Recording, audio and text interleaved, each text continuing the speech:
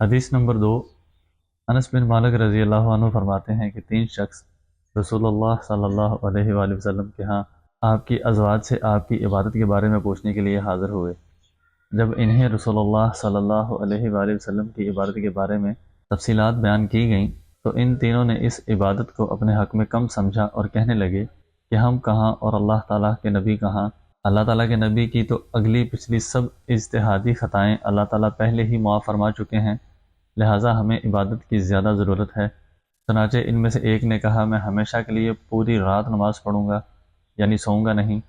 دوسرے نے کہا میں ہمیشہ نفلی روزے رکھوں گا، ناگا نہ کروں گا۔ تیسرے نے کہا میں عورتوں سے دور رہوں گا، لہذا کبھی بھی شادی نہ کروں گا۔ رسول اللہ صلی اللہ علیہ وآلہ وسلم جب کر تشریف لائے تو ان تینوں کو بلا کر فرمایا تم ہو وہ لوگ جنہوں نے ایسی ایسی بات کہی ہے،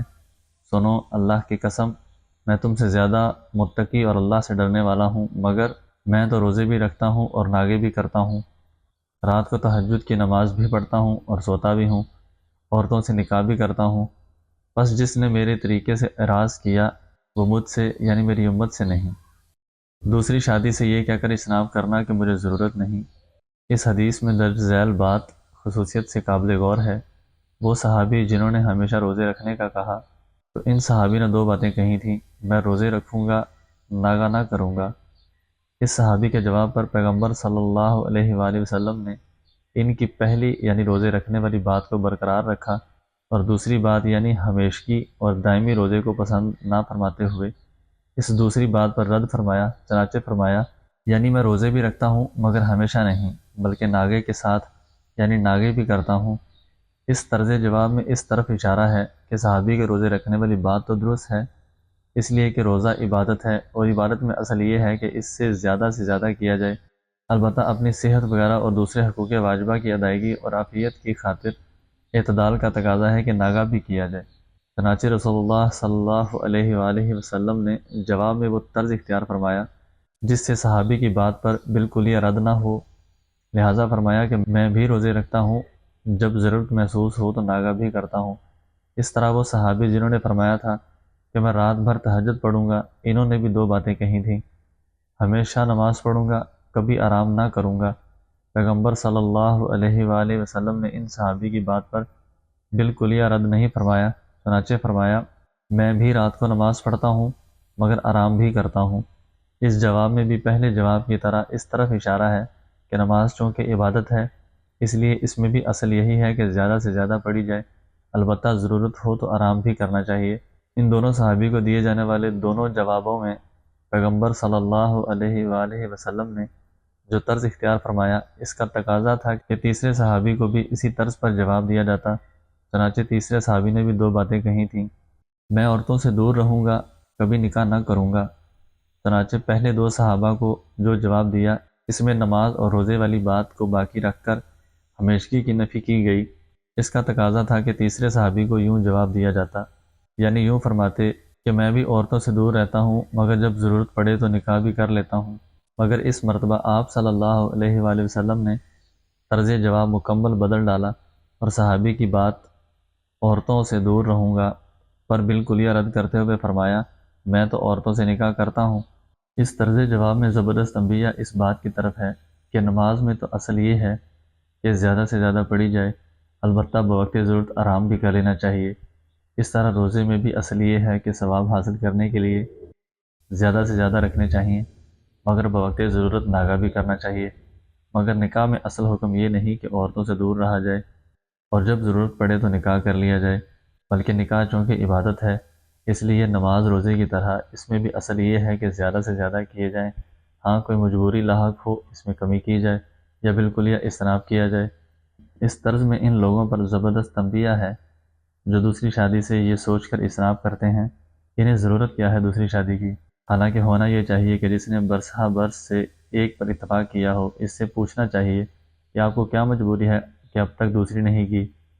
جیسا کہ ارشاد ہے اگر تمہیں ایک عارضہ لاحق ہو یعنی یہ خوف ہو کہ تم عدل نہ کر سکو گے تو ایک پر اکتفا کرو۔ اس حدیث میں نکاح کی کیسی زبردست ترغیب ہے، خصوصاً ان لوگوں کو جو اس نیک جذبے سے ایک یا ایک سے زائد نکاحوں سے اجتناب کیے بیٹھے ہیں کہ اس صورت میں ہم شاید عبادت وغیرہ زیادہ کر کے یا دین کے کاموں کے لیے زائد وقت نکال کر اللہ تعالیٰ کو زیادہ راضی کر لیں گے۔ صحابی کا بھی یہی خیال تھا کہ نہ شادی کروں گا اور نہ ہی بیوی بچوں کے جھگڑوں اور نان و نفقے کی فکر میں پڑوں گا، اور خواہش نفسانی پر مکمل قابو پانے کا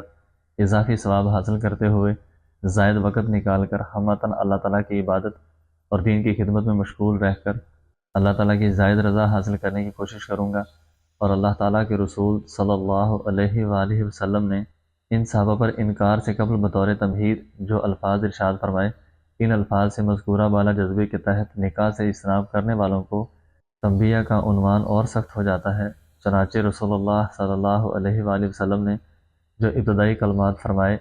یعنی سنو اللہ تعالیٰ کی قسم میں تم سب سے زیادہ اللہ سے ڈرنے والا اور تقوی اختیار کرنے والا ہوں، ان الفاظ کے ذریعے آپ گویا یوں تنبیہ فرما رہے ہیں، میں تمہیں اللہ تعالیٰ سے سب سے زیادہ ڈرنے والا اور تقوی اختیار کرنے والا ہوں، جس کے باعث روزے اور نماز میں تم سے زیادہ رغبت رکھتا ہوں، حتیٰ کہ نماز میری آنکھوں کی ٹھنڈک ہے۔ پھر جسمانی قوت مجھ میں تم سب سے زیادہ، چاہوں تو ساری رات نماز پڑھتا ہوں اور ایک لمحے کے لیے بھی نہ سوؤں، ہمیشہ روزے رکھوں اور ناغہ نہ کروں، مگر صحت کو مسلسل روزوں اور نماز سے وہ نقصان بھی نہ ہو جس نقصان کا تمہیں اندیشہ ہو۔ پھر عبادات کے لیے اور دین کی خدمات، مثلاً جہاد، وعظ، نصیحت وغیرہ کے لیے بیوی بچوں کی فکر سے مکمل آزاد ہو کر ہمتاً ان تمام کاموں میں مشغولیت کا جذبہ بھی مجھ میں تم سب سے زیادہ ہے۔ چاہوں تو اس بنا پر نکاح سے مکمل اجتناب کیے رہوں، مگر اس کے ساتھ ساتھ تقوی اور خشیت اتنی کہ نکاح سے ساری عمر مکمل کنارہ کشی کر کے بھی کبھی کسی گناہ کا ارادہ تک پیدا نہ ہو، جبکہ تمہیں معصیت کا خوف بھی مجھ سے زیادہ ہے۔ الغرض ان تمام کاموں کا جن کا تم نے ذکر کیا سب سے زیادہ دعویٰ مجھ میں موجود ہیں، اور جن نقصانات کا ان کاموں کے ذریعے تمہیں خطرہ ہے، تو ان نقصانات کا مجھے اس درجہ خطرہ بھی نہیں، مگر اس کے باوجود میں تو رات کی نماز بھی پڑھتا ہوں، آرام بھی کرتا ہوں، روزے پر روزے بھی رکھتا ہوں اور ناغے بھی کرتا ہوں، اور تم دینی جذبے کے باعث یہ کہتے ہو کہ ہمیشہ عورتوں سے دور رہو گے، مگر میں تو عورتوں سے نکاح کرتا ہوں، بس جس نے میرے طریقے سے اعراض کیا وہ مجھ سے نہیں۔ دینی جذبے کے تحت دوسری شادی سے اجتناب قبیح عمل ہے۔ یاد رکھیے، اگر کوئی شخص صرف ایک نکاح پر اکتفا کرے یا سرے سے نکاح ہی نہ کرے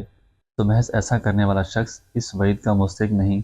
جو وعید پیغمبر صلی اللہ علیہ وآلہ وسلم نے کہ جس نے میری سنت سے اعراض کیا وہ مجھ سے نہیں جیسے الفاظ سنائی ہے، کیونکہ حدیث کے سیاق و سباق میں غور کریں تو اس سیاق و سباق کے مطابق رسول اللہ صلی اللہ علیہ وآلہ وسلم نے جس بات کو اپنی سنت قرار دیا وہ تہجد پڑھنا یا آرام کرنا، اس طرح روزے رکھنا یا روزوں میں ناغہ کرنا، نیز نکاح سے اجتناب کرنا یا نکاح کرنا وغیرہ نہیں، بلکہ اس حدیث میں پیغمبر صلی اللہ علیہ وآلہ وسلم نے غلو فی الدین، اللہ کو راضی کرنے کے شوق میں اعتدال سے تجاوز کو سنت کی مخالفت قرار دے کر ایسے شخص کو فلیس منی، وہ مجھ سے نہیں کی وعید سنائی ہے۔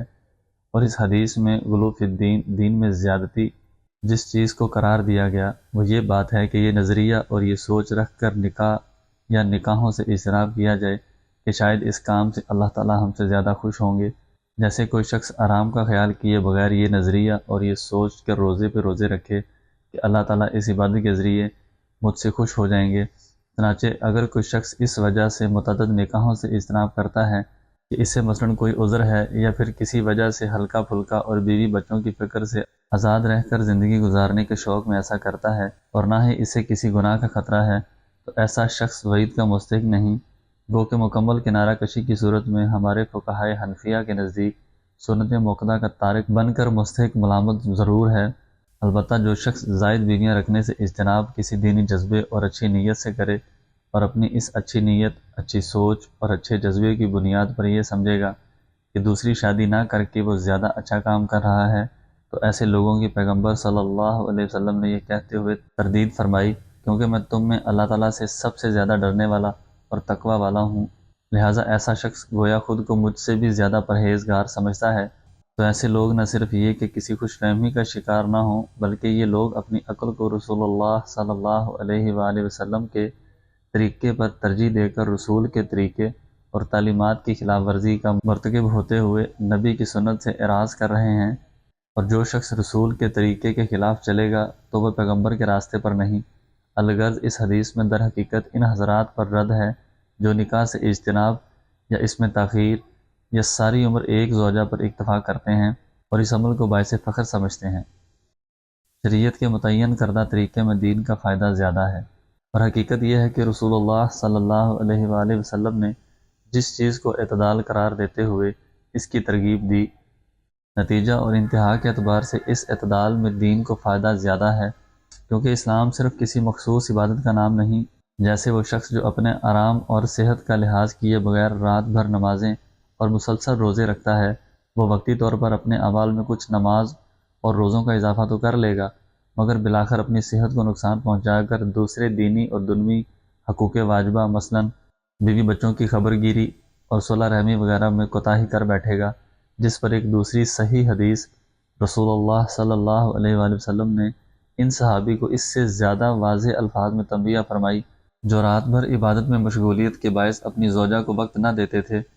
چنانچہ ان کو یوں تنبیہ فرمائی، تم پر تمہارے نفس کا بھی حق ہے اور زوجہ کا بھی حق ہے،